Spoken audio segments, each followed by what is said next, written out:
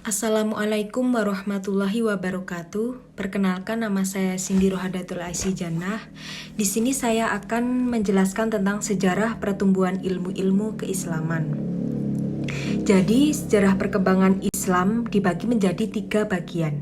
Yang pertama yaitu periode klasik tahun 650 sampai 1250 Masehi. Yang kedua, periode pertengahan tahun 1250 sampai 1800 Masehi. Dan yang ketiga, periode modern tahun 1800 sampai sekarang. Nah, yang pertama, periode klasik.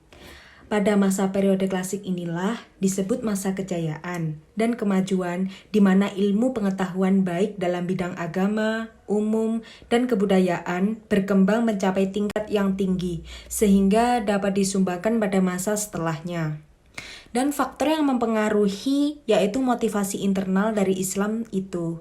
Selain itu juga, pada masa ini daerah Islam meluas dari Afrika Utara sampai ke Spanyol di belahan barat dan melalui Persis hingga ke India di belahan timur.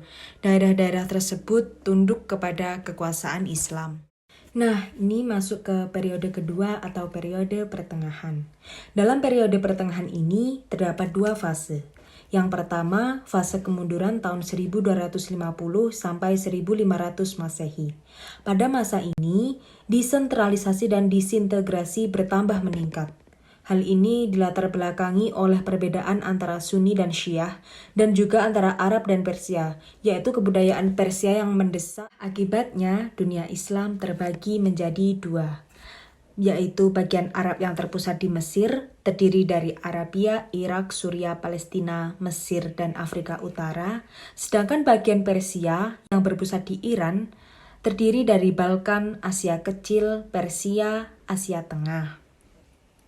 Dan fase yang kedua yaitu fase 3 kerajaan besar tahun 1500 sampai 1700 Masehi dan masa kemunduran tahun 1700 sampai 1800 Masehi. Dan nama-nama 3 kerajaan besar tersebut adalah Kerajaan Utsmani di Turki, Kerajaan Safawi di Persia, dan Kerajaan Mughal di India. Nah, sekarang kita masuk ke periode terakhir atau periode modern.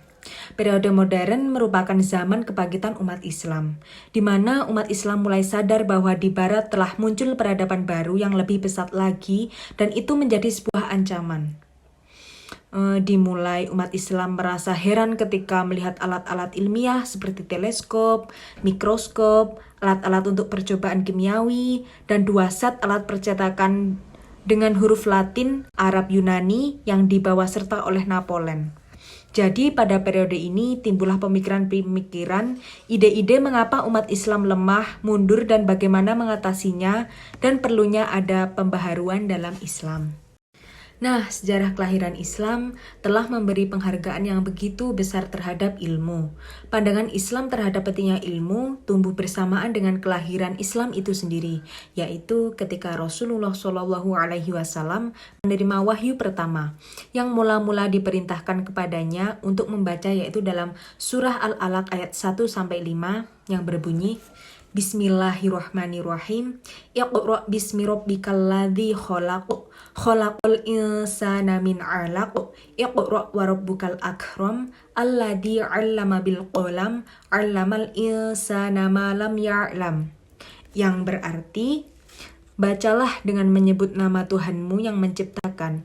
Dia telah menciptakan manusia dari segumpal darah. Bacalah, dan Tuhanmu lah yang maha mulia, yang mengajar manusia dengan pena. Dia mengajarkan manusia apa yang tidak diketahuinya. Dan dalam dalil yang kedua yaitu Allah Subhanahu wa taala menyatakan bahwa manusia diciptakan dari segumpal darah.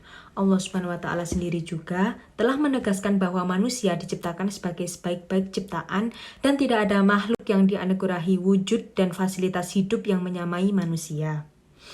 Dan dalam dalilnya tersebut terungkap dalam Quran surat Al-Mu'minun ayat 12-14 yang berbunyi, Bismillahirrahmanirrahim. Walaqad khalaqnal insana min sulalatin min tin, thumma ja'alnahu nutfatan fi qararin makin, thumma khalaqnan nutfata 'alaqatan fa khalaqnal 'alaqata mudghatan fa khalaqnal mudghata 'idhaman fa kasawnal 'idhama lahma. Thumma ansha'nahu khalqan akhar. Fatabarakallahu ahsanul khaliqin.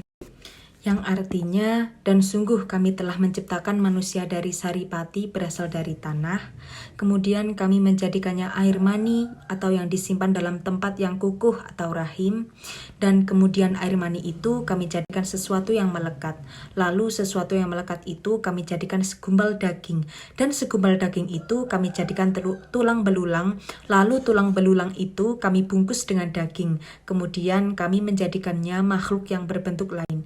Maha suci Allah, pencipta yang paling baik. Demikian Allah Subhanahu wa Ta'ala telah menerangkan bahwa manusia-manusia diciptakan dari benda yang tidak berharga, kemudian memuliakannya dengan mengajar, membaca, menulis, dan memberinya pengetahuan. Sekian penjelasan dari saya tentang sejarah pertumbuhan ilmu-ilmu keislaman. Ada kurang lebihnya mohon maaf. Wassalamualaikum warahmatullahi wabarakatuh.